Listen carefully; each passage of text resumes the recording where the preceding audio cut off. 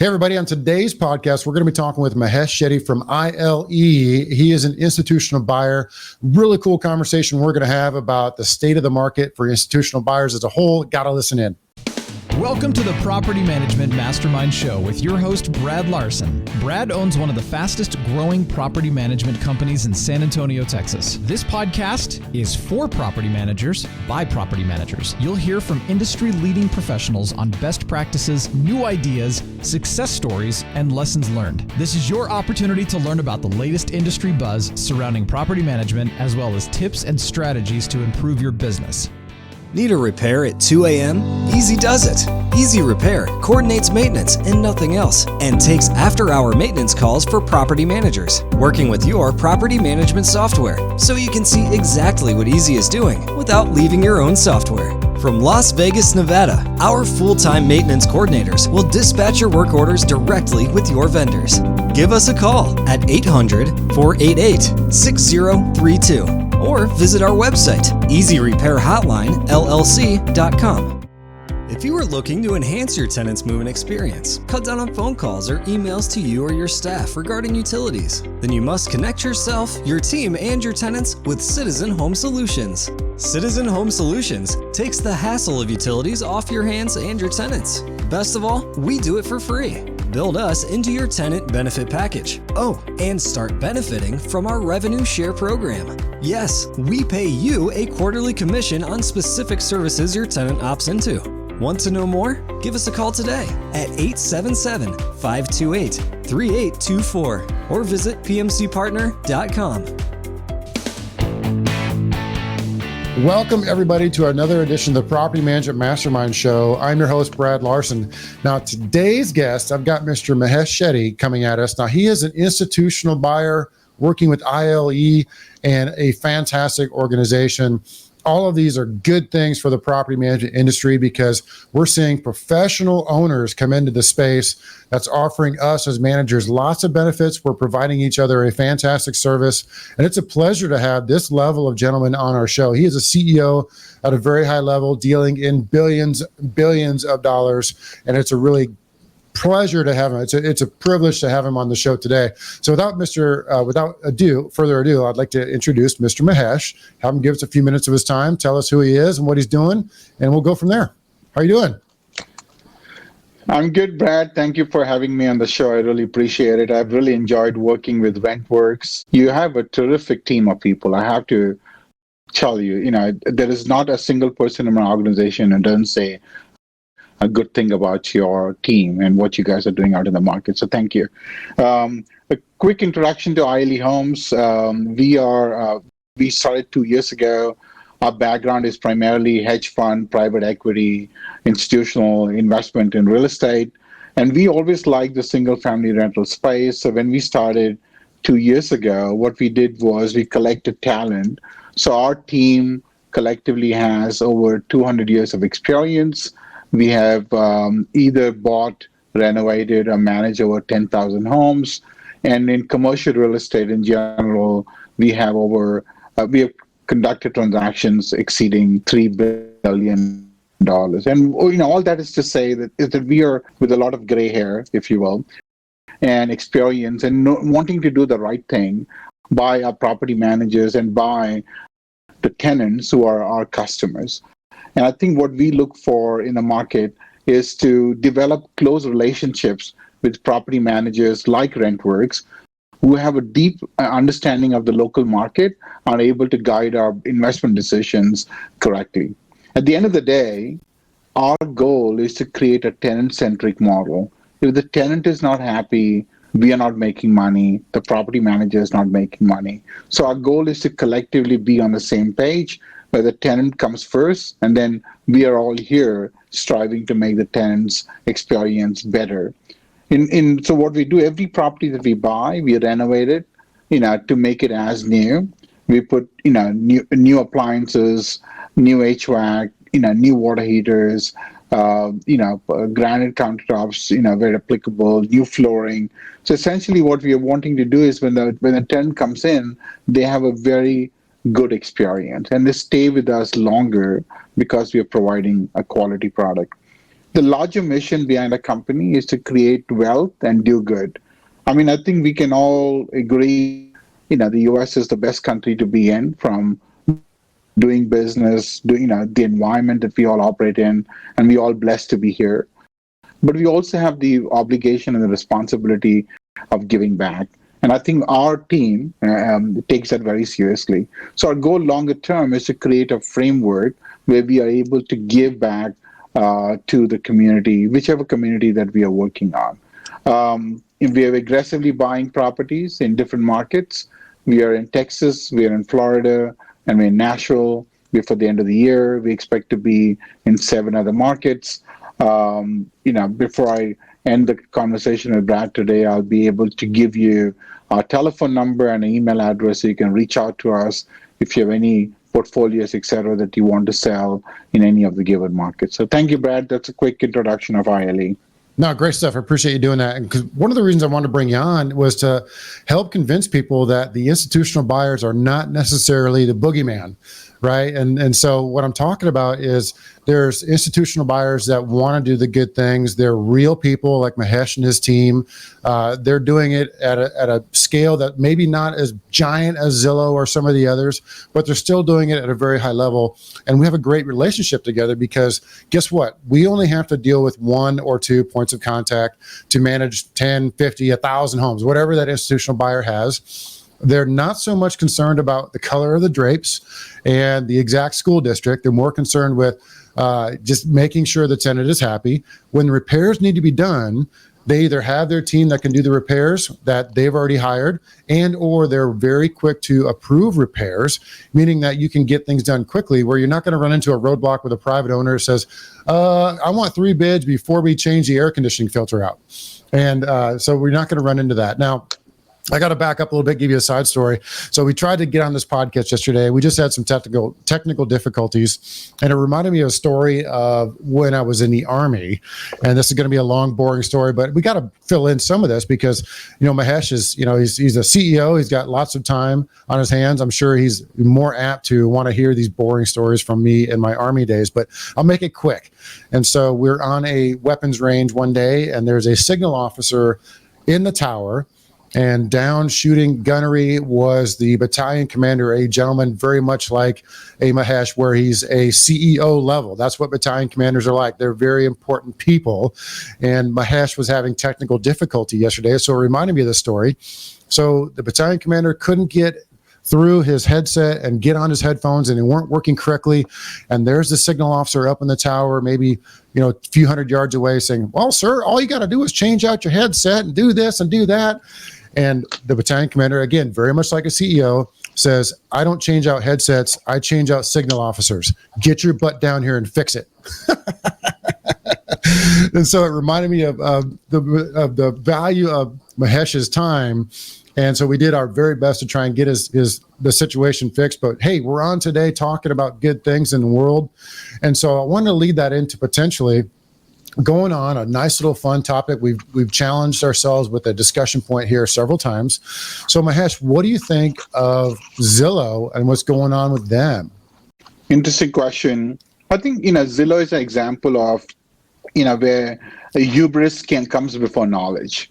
I think it's a great example of a company that had all the tools at its disposal, but in the rush to deploy money, they made bad decisions. And then because they made that bad decisions, then they had to turn around and shut the business and put about almost 3,000 employees out of work. I think it's a good company. They have some solid, great technology, but I think in the space that they operated in, specifically in buying the homes, they ignored their own data and bought homes for greater than it was worth. And in a manner of speaking, they also helped elevate the inflation in the house prices because there's somebody else out there, in this particular case, Zillow, was willing to pay more than anybody else was paying. So I think it created a kind of an artificial inflation in the marketplace and that they operated in. And I think the CEO, I have to give him a lot of credit. He made an incredibly brave decision. I mean, you think about when you have a company which has got $10 billion in revenue and $6 billion of that comes from the home buying business and you shut it down, you are a brave man. And I have to give him a lot of credit, incredible courage in order to make the decision because it was the right thing for Zillow and the right thing for the shareholders. But in the meantime, they created a lot of havoc in the marketplace. So I think it's a good lesson to be learned for everybody out there. You cannot get ahead of your skis when you're growing. It's an important facet for us too. It's a big lesson to our organization too. We're growing fast, but we have to grow, well within what we're capable of. We don't want to get over our heads, if you will. A couple of things I wanted to talk about too while I brought you on is one, people need to understand that you are an industry leader. So you spoke at the IMN conference just recently in Austin. This is 4, 5, 6 months ago, and you had a pretty good discussion points. And so they're bringing you up there for a reason. Tell us a little bit more kind of what that presentation was about and how you see that. Have any changes come about from that? We want to kind of give me a quick synopsis of what that presentation was like at IMN, what you had to talk about. Yeah, and I think a lot, it's in the institutional segment itself, our way of looking at a property is radically different from a single property owner. Most homeowners, if you think about the universe of single family rentals, right? Almost about 97% of that is, mom and pop owners. Only 3% is institutional. I know there's a lot of media about the institutional ownership, but at the end of the day, it's only about 3%. You want to, in order to get perspective, you want to compare that to the multifamily space. And the multifamily space, almost 55% of the sector is controlled by institutions. Could be life insurance companies, hedge funds, private equity, et cetera, et cetera. So I think what the institutions are doing in this single family rental space is essentially bringing the sophistication, the system, the processes, et cetera, to make the sector better. And I think it's getting better. We know what the price is going to be because we've had the experience of doing multiple repairs in that particular market. So when you give us a bid, we already know it's fair. We're not going to waste your time because the tenant does not have a service that is important for their happiness, then we are not doing the right thing by them. So we want to make sure it's taken care of correctly. So we are very good at that. So, and we also do a lot of analysis of what the market should be in order to make sure that we're charging a fair rent to our tenants. Our upkeep on our properties is significantly greater. We do not expect the tenants to suffer through not having the proper utilities, proper appliances, etc. We don't expect them to kind of just suffer through it, if you will. We are very focused on delivering a proper tenant experience. So I think the institutional way of management is, in our opinion, a lot better than the traditional mom and pop owner because we don't waste anybody's time. We are there to serve the property manager. We realize at the end of the day, the property manager is in the front lines working with the tenant. If we don't take care of the property manager, we're not taking care of the tenant. So property manager's call comes up and they tell us to jump, and our question is how high? So that's kind of the way from an institutional perspective, that's what we look at. If you are looking to enhance your tenant's moving experience, cut down on phone calls or emails to you or your staff regarding utilities, then you must connect yourself, your team, and your tenants with Citizen Home Solutions. Citizen Home Solutions takes the hassle of utilities off your hands and your tenants. Best of all, we do it for free. Build us into your tenant benefit package. Oh, and start benefiting from our revenue share program. Yes, we pay you a quarterly commission on specific services your tenant opts into. Want to know more? Give us a call today at 877-528-3824 or visit pmcpartner.com. Yeah, the key point there is the institutional buyers as a whole are only encompassing roughly 3% of the market. So you got to understand, folks, they're not taking over the world. They are contributing to what we do as an industry by actually setting us up for success, meaning that just like what Mahesh talked about on a repair, on a tenant experience, is a tenant happy? The more that we have of those out there, the better reputation property managers get, because this is an interesting world we're in where 70% of the homes that are out there for rental properties are still being self-managed by the individual landlords who don't answer the phone, who don't do repairs, who don't do the right things. And it gives the whole industry a bad name in theory, but not, it just kind of depends on the situation. So one of the things I wanted you to talk about, Mahesh, too, was you have a buying box. And this is fascinating stuff to me because it's all these different numbers and equations. I know it may vary by market. It could be different in Atlanta. It could be different in Dallas or Houston or wherever.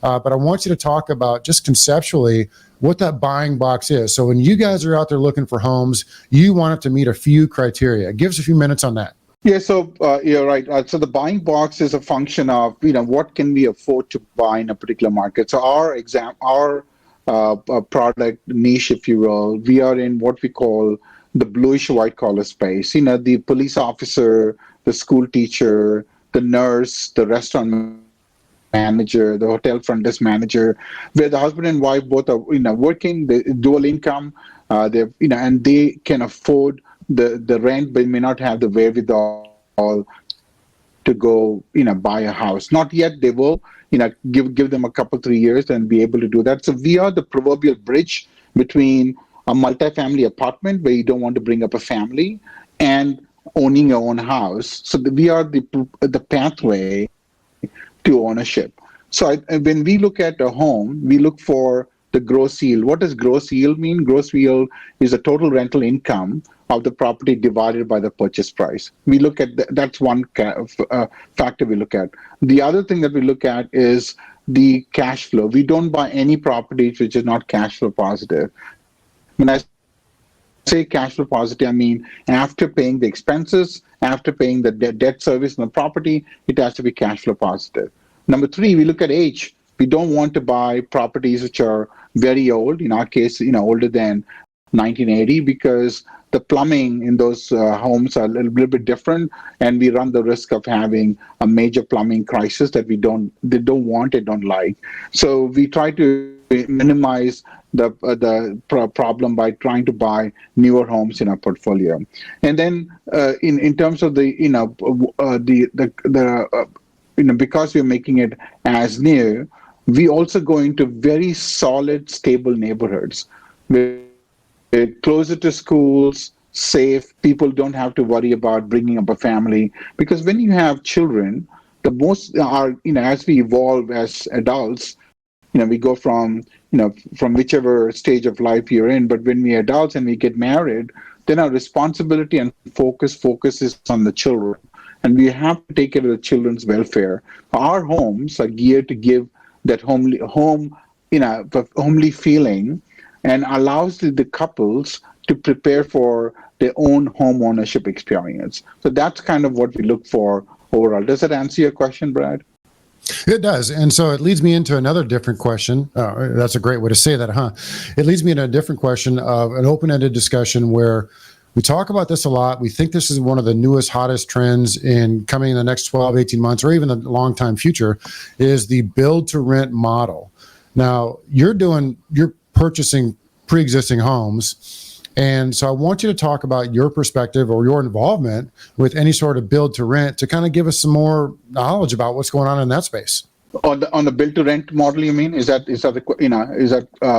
I think our approach to buying homes. So we buy scattered sites home, meaning we buy homes in existing neighborhoods, and not in a ground up development. And our philosophy is very simple. I think the ground up development properties are good, but every property in that neighborhood is rented.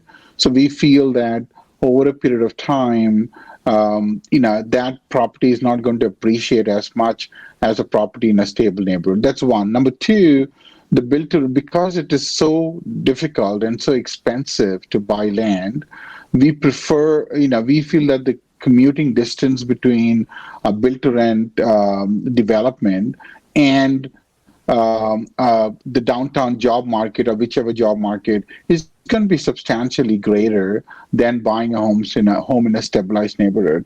And therefore, we feel that the combination of long distances and the potential of lower appreciation on a fully rentable community. We prefer to be in stabilized neighborhoods where there's always going to be a demand for homes, demand for good schools, etc. So we feel that that's a better play for us longer term. And that makes a lot of sense because I know you guys have analyzed these things at a very high level. You have lots of smart people that you're working with. You have lots of consultants that you've worked with before to get you this data and to create those decision points. Everything you just said about the difference between purchasing pre-existing homes in an established market neighborhood make a lot of sense in addition to and or in contrast to the build-to-rent neighborhood, which is 45 minutes from the city center versus somebody who's 15 minutes from the city center and they're surrounded by primary resident type homes. And it's an interesting way to look at it because the builders love the build to rent model, right? They make more money. They kill it when they sell those things. And I have your attitude about that because we don't know what it's going to look like in 5 years or 10 years when everybody in that entire neighborhood is renting. How well are they going to put money into it? How well are they going to make improvements? Are they even going to keep the yards up? Are they going to keep going to plant trees? I mean, just things like that make an established neighborhood with primary residents nicer, more desirable, and they appreciate better. So that's an interesting discussion. So what I want to do next is, there's going to be some people that are interested in learning more about ILE and the opportunity to work with you in different tertiary markets or different mainstay markets. How would they be able to reach out to you and research who you are and what you do? Give us a few minutes about best way to reach you. So we have an acquisition team in different markets, but our telephone number is 855 ILE 1547. That's a direct number to our organization. You can also reach us by email at info@ilehomes.com. Both of those work. You can also call me directly on my cell. It's 214-415-3057. You can call me anytime. If you have a portfolio, if you want us to be in a particular market. So currently we are in Houston, Dallas, San Antonio, Austin, Nashville, Huntsville, Alabama, Tampa, Florida, Atlanta, Orlando, Jacksonville, Kansas City, Oklahoma City, and Tyler, Texas. So those are markets that we are in. If you guys are, if you want to reach us, we have another 5 or 6 markets that we identified that we'll go into in the second quarter of this year. But this is a market that we are in, so we are very happy to entertain any opportunities in those markets. Yeah, your plan is for growth. I know you guys have some big plans for some big number growth, and I think you're going to do great doing it. It's really interesting to see how many markets you can get into.